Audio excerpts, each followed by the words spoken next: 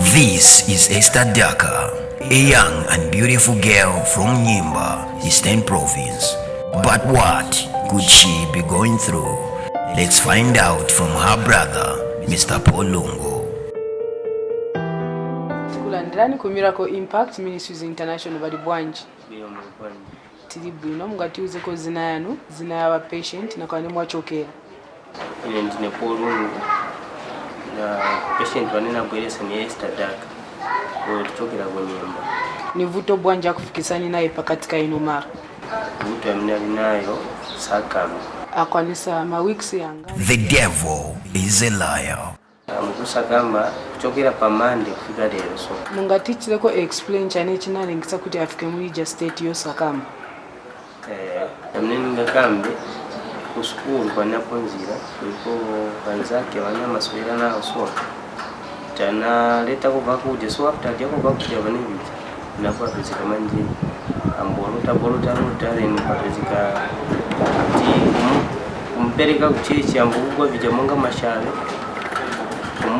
Kufunza mambweli ya chana tifuna tisokoneze tifuna utaponzira tifuna cheti msokoneze nanga umbono wapakatika ino malo munamvira po chana umbono wapakati pa mama ano tikaiti tumatambako pa TV tumaona amabwela watu odwala wamachira so nice ndipa ne manjita kuna sisama ningi tifike kono TSS kuti mwana bapempelele ziko matatu Mulungu wa Bishop John akudariseni. Esther Daka was then taken to Senior Prophet Bishop John General's office for prayer. Let's see what happened.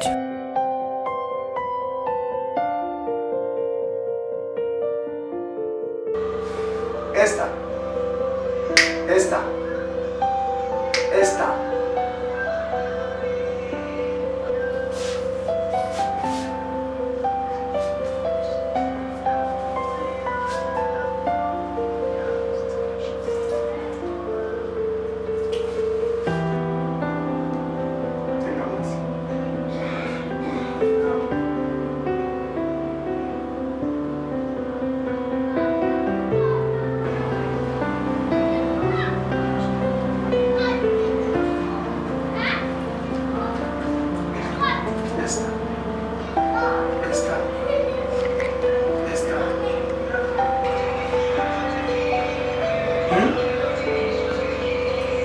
Bari kuti no mali.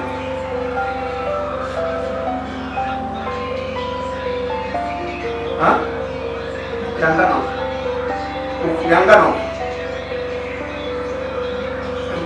Este kochi. Zina mbanda. Ha? Patricia. Abazina mbanda. Baku ulipoyo uruwazinga tikona munabaga bagati mwabaga fo banabaga fo wa first name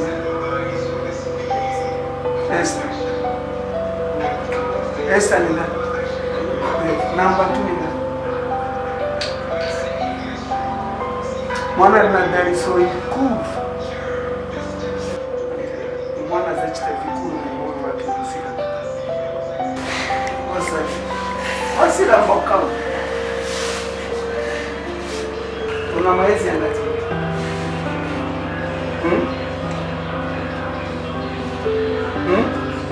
15 years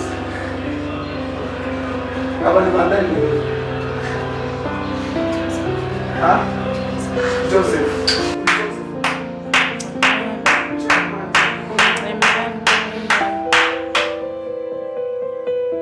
Sunday, 28th July 2019, Mr. Paul Lungu and his sister Esther Daka came back to testify for what the God of Bishop John General had done for them.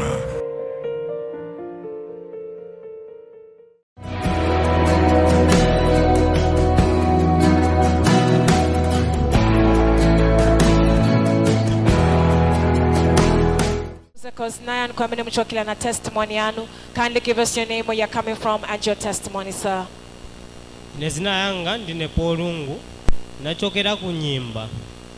Problem yamene inanileta pano nabweresa mwana nzanadya vakudya ku skulu kuli wanzake. Asi vakudya hivyo vili mu group ya Satanism. So anabwera kuti anamba kugwa monga mashawe. Yesa kumpempherera ku macheches kwinangu but chinavuta. So pamene ninatamba pa TV naona kuti vanthu odwala vachira, olemala vachira. Nane ninakamba kuti kwa amene uku nienda mpaka nikasakire nikafike kuti nikaeseko mwana uyu. Naine kuti kuja kunyimba batate munaendako kumatumiki wangati omachechezi yangati kusakira machiriso yawo mwana?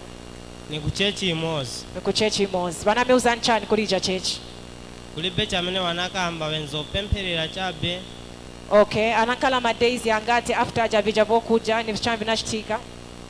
Anankala almost 1 month. So kuma last 1 month yamenei naenda kuchoka pa Monday kufika pa Friday saka mbachiri chonse. Kamba naye enzo chitolemba chabe pakapepa. So manje pamene panali pa Thursday ndiye pamene nanyamuka kutoka ku Nyimba tafika nafikira ku compound wa misisi. Pa Friday ndiye pamene ninabwera pamalo pano. Pamene ninabwera na yembekezera mpaka nataonana nawo wa Bishop John General. Pamene tinaonana nawo tinaenda mu office mno kamba kuti wira ku skafu yanga iyi skafu yanga odwala wamachira anga kale okufa wamauka. So na iwe pamene unatenga voice nifuna upwezemo mzina la Yesu kwamba naye na kumwesa anointed water. Pamene anamwesa anampempherera immediately na kukamba. Tichaye komajana mpamvu mumwitane mwana abwere kusogolo timposhe. Esther nyamuka ubwere kusogolo. Esther uli kuti enda kusogolo timchaile komanja. Vantu wa Mulungu kapena stina mbele testimony. Tichaye manja zif testimony stina mbele. Tichaye komajana mpamvu. My God, that is the God of the senior prophet Bishop John General. Nizafuna nimposheko. Esther ulibwanji? Libwino. Ulibwino ka? Tiza chaya manjana mpamvu. Wezo kwanisa kukamba, usiwezo kwanisa kukamba? Senzo kwanisa. Usiwezo kwanisa? Ni vichani vamene ungakumbukeko, ni vichani vezo kuchitikira, uwezo mvela bwanji? Ngagone zoto tunenzere kumanda. Wezo lotatu uli mumanda? Okay, wezo kuitana kulija manda, uweza na bantu, uweza weka? Enzeni na bantu. Wezo kuuza chani baja bantu? Wenzoni zotati joine satanics nkale grupu imozi. Okay, so vichani futi vamene ungakumbuke pali jamalo after wakuza kuti ujoine? Kuli ma instruction wanakuuza kuti after ujoine bezofuna kuti ushiteko vintu vinangu ngati ukumbukira? Naibara. So ukumbukira. But we people of God is a chaya manjana mpamvu. Hallelujah. So viewers at home, he says his testimony has got to do with the young lady that is standing next to him. He says they're coming all the way from another place called Nyimba, which is outside Lusaka, very far away from here.